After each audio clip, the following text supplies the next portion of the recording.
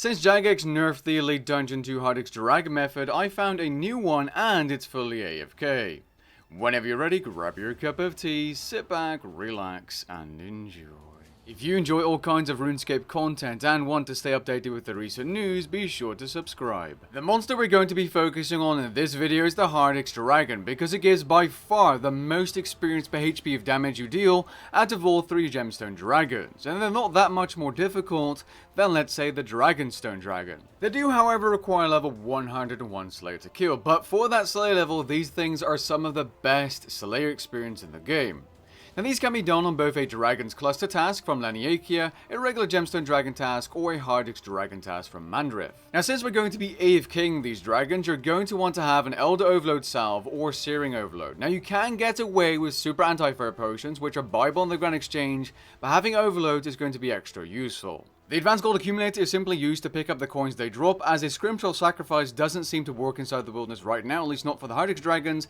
If they fix this in the future, I'll be sure to add a pinned comment, because you're going to want to use one of those for 50% more experience. Having the Slayer Helmet stand will just allow you to bring a different helmet instead of your Slayer Helmet while still receiving the buffs on task. Having the Infernal Puzzle Box at tier 3 will allow you to deal more damage while taking less damage when you have it in your inventory, and with the tier 3 upgrade, you will no longer drain adrenaline outside of combat, especially useful for AFKing these dragons. Dragon Slayer Gloves will provide you with 15% more Slayer experience and a 10% accuracy buff when fighting dragons, so if you have those, bring those along. Having access to the Dragon Slayer Avenger perk on your armor will provide you with 7% more damage against the dragons.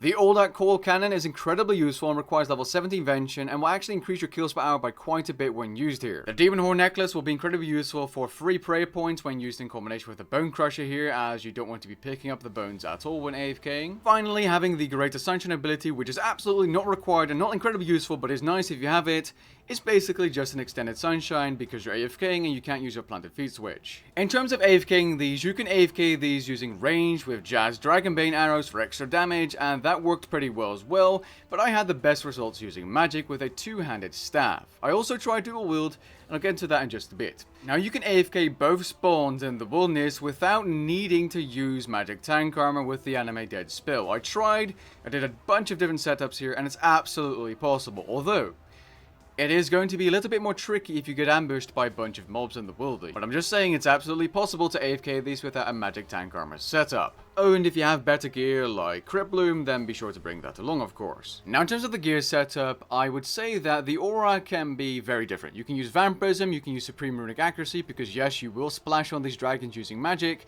You can use Maniacal or Magrat for extra damage, or you know, there's a couple of different options. As for the God Book, you can use any God Book, but the Book of Wen and Full will be best here. In terms of your cape, use the Purple Zuck cape or the hybrid version you can see on screen, it doesn't matter, both work exactly the same for this method. And if you don't have this cape, simply remove the third ability, the Omni Power ability, from your action bar, as it won't be worth using. The same can be said for Magma Tempest. If you don't have the ability, which is on number 8, just remove it from the bar, move up everything else, and add one more basic ability like the Sacrifice ability to your action bar. As for the inventory setup, just bring some emergency food, your potions, some weapon poison +++ to use in combination with your Cinderbanes, your All-Out Coil Cannon of course, Infernal Puzzle Box, and some rune pouches with these runes, as you want to be using the Insight Fear spell for maximum kills per hour, and to utilize the Tsunami ability as early and as often as possible.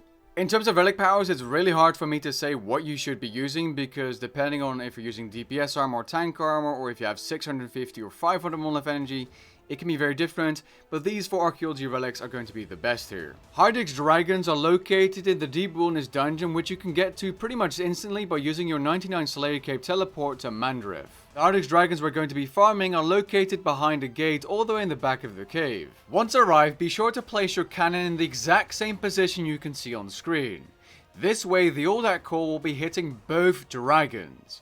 Even if you camp a single spawn, you will still kill the other dragon occasionally. Now if you're watching this video and you don't own an All-Out Coil, you can do this without the cannon as well by simply capping the single spawn. The dragon will never ever be able to attack you. Just be sure to stand in melee distance of the Hydrix dragon you're actually attacking so that it cannot use its spiky special attack to drain your adrenaline to 0, and give you an adrenaline debuff. Now, using the single spawn setup with an Oldak core will provide you with around 175 kills per hour if you're using the exact same magic bar and same spell. Maybe it will be a little bit different depending on your gear, but it's going to be very, very similar.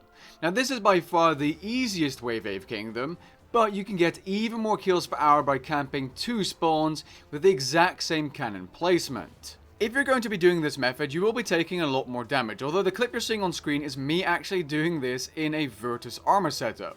You're going to be eating the Hydrix dragon special attack every now and then from the other dragon, which is far away from you, because you cannot stand in melee distance of both of them. You cannot safe spot both dragons. Now, while it might seem inefficient to have your adrenaline drained every now and then by the other dragon, you're still going to be getting anywhere from 25 to 30% more kills per hour. In my case, it was around 27% at 222 kills per hour, doing the double spawn instead of the regular 175 kills per hour at the single spawn. That's a massive improvement, and it's still very AFK. The only thing that can throw you off guard are the occasional ambush spawns, although I would say they're quite rare. Even if you're sitting here for an entire hour at threat level 10, it's not a huge deal, especially if you're using tank armor. But I suppose if you're camping a double spawn, it can result in your death, because if you just got specced by the Hydrix dragon, then you get an ambush, you can be low health already and you could die.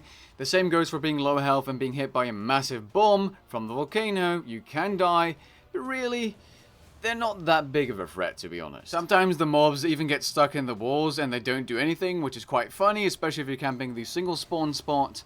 So there's that. So that's how you AFK Hydrix dragons in 2022. As a little bonus, if you don't have the Slayer level required to kill Hydrix dragons, you can AFK Dragonstone dragons in the first part of the cave without ever seeing a special attack, as if you stand next to the crate as seen, you can be in melee distance of both Dragonstone spawns as soon as they die for the first time. These are also the ones you want to do if you want to finish your task quickly for Slayer chests, as the kills per hour are far higher, but you do get less Slayer experience. With that being said, I hope you guys enjoyed the video and found it helpful. If you did, leave a like down below and maybe even consider subscribing, and I'll catch you guys in the next one. Peace.